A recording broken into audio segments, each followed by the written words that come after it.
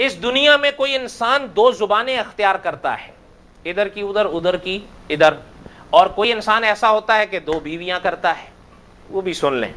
اور یہ مرض عام ہے خاص کر ہم لوگوں میں، ہمارے دیار میں۔ کیوں؟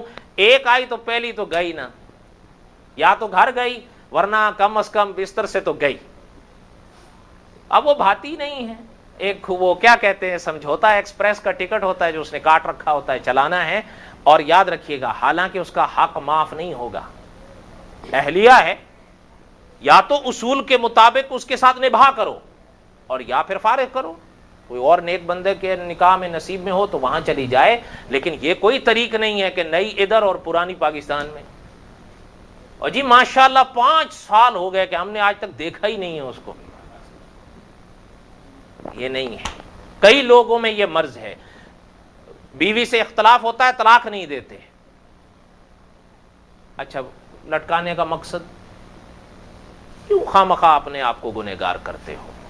حضرت ابو ہریرہ رضی اللہ تعالیٰ عنہ سے روایت ہے کہ جناب رسول اللہ صلی اللہ علیہ وسلم نے ارشاد فرمایا جس کی 2 بیویاں تھیں اور یہ ان میں عدل نہیں کرتا تھا تو قیامت میں اس حالت میں پیش ہوگا کہ اس کی ایک شق مائل ہوگی اور ایک روایت میں ہے کہ گری ہوئی ہوگی، ایک پہلو اس کا گرا ہوا ہوگا۔ عدل کس کو کہتے ہیں؟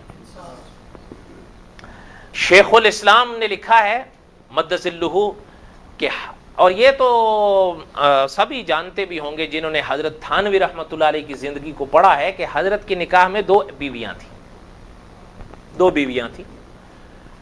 حضرت تھانوی رحمۃ اللہ علیہ کے لوگ مرید ہوا کرتے تھے، بڑے بڑے اکابر ان کے ہاتھوں پر مرید ہوئے اور بڑی اصلاح لوگوں کی ہوئی، بڑے بڑے لوگ ان کے ہاتھوں پر بیعت ہوئے اور ہزاروں لاکھوں کی زندگیاں تبدیل ہوئی ہیں۔ حضرت تھانوی رحمۃ اللہ علیہ کے اکابر نے فرمایا کہ 2 بیویاں تھیں، لیکن عدل کا ذرا انداز دیکھیے۔ ایک صاحب آئے ان کے پاس، ایک واقعہ ہے میں نے شاید پہلے بھی بیان کیا تھا، 2 تربوز لے کے آیا تو حضرت کی خدمت میں پیش کیا تو حضرت نے فرمایا کہ کیا ہے؟ کہنے لگے جی تربوز ہے آپ کے گھر کے لیے لایا ہوں۔ حضرت دیکھنے لگے، حضرت نے فرمایا کہ بھئی میری تو 2 بیویاں ہیں۔ فرمایا 2 ہی تو لایا ہوں۔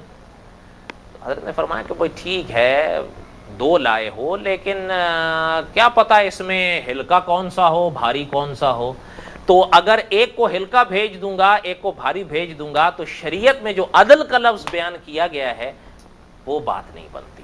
مجھے کیا حق ہے کہ میں ایک کو زیادہ چیز بھیجوں اور ایک کو کم؟ یہ عدل کے خلاف ہے۔ حضرت تھانوی رحمۃ اللہ علیہ کے تو خیر ان کا تقوی، ان کی طہارت آپ اور ہم تو کبھی سوچ بھی نہیں سکتے۔ اس لیے اکابر فرماتے ہیں کہ جن اکابر نے حضرت تھانوی رحمۃ اللہ علیہ کی زندگی کو پڑھا ہے ان کی باتوں میں، ان کے طریق میں نہ عملی جھول ہوتا تھا نہ عقلی جھول ہوتا تھا۔ کہنے کا مقصد یہ تھا کہ حضرت نے فرمایا یہ عدل کے خلاف ہے بھیا۔ کہنے لگا حضرت میں آپ کا مرید ہوں، دونوں تول کر لایا ہوں، ایک ذرہ معمولی فرق نہیں ہے، برابر ہے، آپ تول لیں۔